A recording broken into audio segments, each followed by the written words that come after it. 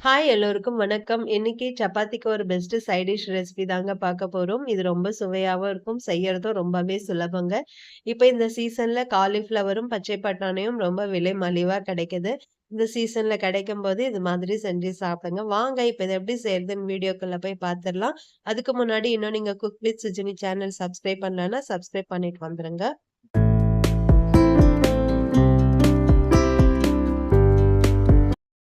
இன்னைக்கு நான் இந்த அளவு உள்ள காலிஃப்ளவர் எடுத்துக்க போறேங்க. இது 3 பேர் அளவுக்கு தாராளமா சாப்பிடலாம். 1 கப் அளவுக்கு பச்சை பட்டாணி வாங்கி உரிச்சு எடுத்து வச்சிருக்கேங்க. இது தோலோட இருக்கிற பச்சை பட்டாணி தாங்க. இத வாங்கி உரிச்சு இது மாதிரி எடுத்துக்கோங்க. ஃப்ரெஷ்ஷா செஞ்சு சாப்பிடும்போது சுவையும் அதிகமா இருக்குங்க. இப்ப காலிஃப்ளவர நல்லா கட் பண்ணி எடுத்துக்கிட்டேன் இந்த அளவுக்கு. கட் பண்ண காலிஃப்ளவர ஒரு பவுலுக்கு மாத்திக்கலாம். மாத்திட்டு இது கூட நல்லா சூடா இருக்கிற தண்ணிய சேர்த்துக்கலாங்க. இது கூடவே கொஞ்சமா கல்லுப்பு சேர்த்துக்கிறேங்க. சேர்த்துட்டு இது ஒரு 5 நிமிஷம் அப்படியே இருக்கட்டும். அதுல ஏதாவது பூச்சி, புழு இருந்ததுன்னா கூட இறந்துரும். அதுக்காக தான் இத மாதிரி செஞ்சு வச்சுப்போம். இப்ப அடுப்புல ஒரு கடாய் வச்சுக்கலாம். கடாய் நல்லா சூடானதும் இது கூடவே 1 டேபிள் ஸ்பூன் அளவுக்கு எண்ணெய் சேர்த்துக்கோங்க. எண்ணெய் நல்லா சூடானதும் இது கூடவே 1/4 ஸ்பூன் கடுகு, 1 ஸ்பூன் அளவுக்கு சீரகம் சேர்த்துக்கோங்க. சீரகம் கூடுதலா சேர்க்கும்போது சுவை நல்லாவே இருக்குங்க. ஒரு 10 பல்லு பூண்ட நல்லா பொடியா நறுக்கி சேர்த்துக்கோங்க. ஒரு பச்சை மிளகாய் நீல வாக்குல கட் பண்ணி சேர்த்துக்கிறேன். ஒரு கொத்து கருவேப்பிலை சேர்த்துக்கலாம். சேர்த்து எல்லாம் நல்லா பொரிஞ்சு வரட்டும்.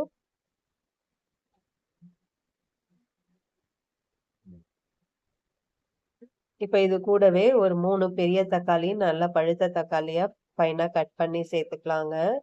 இதுக்கு நம்ம இன்னைக்கு வெங்காயம் சேர்க்க போறது கிடையாது. தக்காளி மட்டும் தான் சேர்க்க போறோம்.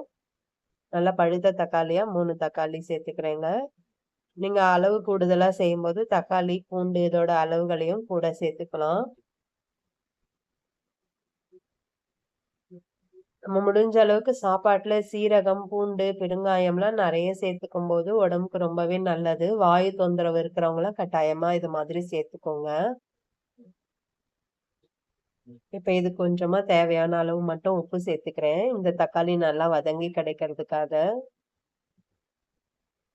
சேர்த்து மறுபடியும் நல்லா கலந்து குடுத்துக்கலாம். இப்ப இது ஒரு மூடி போட்டு ஒரு 2 நிமிஷம் போல லோ ஃப்ளேம்லயே வச்சு குக் பண்ணிக்கலாங்க. தக்காளி நல்லா சாஃப்ட்டா வெந்து கிடைக்கும். இப்ப காலிஃப்ளவர் நல்லா ஊறி வந்திருக்கு. இப்ப இத நல்லா வாஷ் பண்ணிட்டு ஒரு பிளேட்டுக்கு மாத்தி எடுத்துக்கலாங்க. இப்ப எடுத்து வச்சிருக்க பச்சை பட்டாணியும் நல்லா வாஷ் பண்ணிட்டு அதோடயே சேர்த்துக்கிட்டேன். இப்ப பாருங்க தக்காளியும் நல்லா சாஃப்ட்டா வெந்து வந்திருக்கு. இந்த அளவுக்கு சாஃப்ட்டா வெந்து வருக்கும்போது தான் நமக்கு கிரேவி நல்லா திக்காகி கிடைக்கும். இப்ப இது கூடவே நம்ம எடுத்து வச்சிருக்கிற காலிஃப்ளவர், பச்சை பட்டாணியும் சேர்த்துக்கலாம். சேர்த்துட்டு நல்லா கலந்து குடுத்துக்கோங்க. இந்த மசாலா நல்லா காலிஃப்ளவரோட மிக்ஸ் ஆகுற அளவுக்கு நல்லா மிக்ஸ் பண்ணி எடுத்துக்கலாம். இது நல்லா மிக்ஸ் பண்ணியாச்சு. இதுக்கு தேவையான மசாலா பொருட்கள் சேர்த்துக்கலாம். 1/4 ஸ்பூன் மஞ்சள் தூள், 1 ஸ்பூன் அளவுக்கு தனி மிளகாய் தூள், 1 ஸ்பூன் தனியா தூள், ஒரு 1/2 ஸ்பூன் அளவுக்கு நான் காஷ்மீரி மிளகாய் தூள் சேர்த்திருக்கேன். நீங்க அது ஆப்ஷனல் தான். வேண்டான்னா ஸ்கிப் பண்ணிடலாம். நான் கலருக்காக சேர்த்துக்கிறேன். ஏற்கனவே பச்சை மிளகாயும் சேர்த்துப்போம். காரம் மட்டும் உங்களுக்கு எப்படி வேணுமோ கூட குறைய அதுக்கேத்த மாதிரி சேர்த்துக்கோங்க. இதுக்கு தேவையான அளவு உப்பு சேர்த்துக்கலாம். ஏற்கனவே நம்ம தக்காளி வதங்குறதுக்கு கொஞ்சம் உப்பு சேர்த்துருக்கோம். அதனால அதுக்கேத்த மாதிரி உப்பு சேர்த்துக்கோங்க. சேர்த்துட்டு எல்லாத்தையும் நல்லா ஒண்ணா கலந்து குடுத்துருங்க. இப்ப நல்லா கலந்தாச்சு. இப்ப இது வேகறதுக்கு ஒரு 1 கப் அளவுக்கு தண்ணி சேர்த்துக்கலாம்.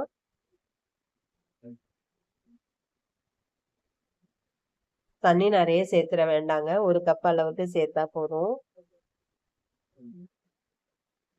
சேர்த்துட்டு நல்லா கலந்து குடுத்துக்கோங்க. இந்த ஸ்டேஜ்ல நீங்க உப்பு, காரம் செக் பண்ணிக்கோங்க. இப்ப இத மூடி போட்டு லோ ஃப்ளேம்லயே ஒரு 10 நிமிஷம் வேக வச்சு எடுத்துக்கலாம். இப்ப 10 நிமிஷம் ஆகிருக்கு. நல்லா வெந்து வந்திருக்கு பாருங்க. சூப்பரா ரெடி ஆகிருச்சு. ரொம்ப டேஸ்டியா இருக்குங்க. உடம்புக்கும் ரொம்பவே நல்லது. இத இன்னும் நீங்க ட்ரை பண்ணிட்டு தயிர் சாதம், சாம்பார் சாதத்துக்கு சைட் டிஷ்ஷா கூட வச்சுக்கலாம். இன்னைக்கு நம்ம சப்பாத்திக்கு செய்ய போறதால இந்த ஸ்டேஜ்லயே நான் கேஸ் ஆஃப் பண்ணிடுறேன். ஃபைனலா இது கூட கொஞ்சமா கொத்தமல்லி இலைய தூவிக்கலாம். அவ்வளோதாங்க. காலிஃப்ளவர் பச்சை பட்டாணி கிரேவி ரெடி பண்ணிட்டோம். சப்பாத்தியோட சாப்பிடும்போது அவ்ளோ அட்டகாசமா இருக்குங்க. கட்டாயமா செஞ்சு பாருங்க. செஞ்சு பார்த்துட்டு எப்படி வந்ததுன்னு கமெண்ட் பண்ணுங்க. வீடியோ பிடிச்சிருந்தா லைக் பண்ணுங்க, ஷேர் பண்ணுங்க. இன்னும் நீங்க cook with Sujini channel subscribe பண்ணலன்னா சப்ஸ்கிரைப் பண்ணிக்கோங்க. மினிமம் குவான்டிட்டில செய்யும்போது மேக்ஸிமம் லவ்வோட செய்யும்போது சமையல் சுவையாவே இருக்கும்.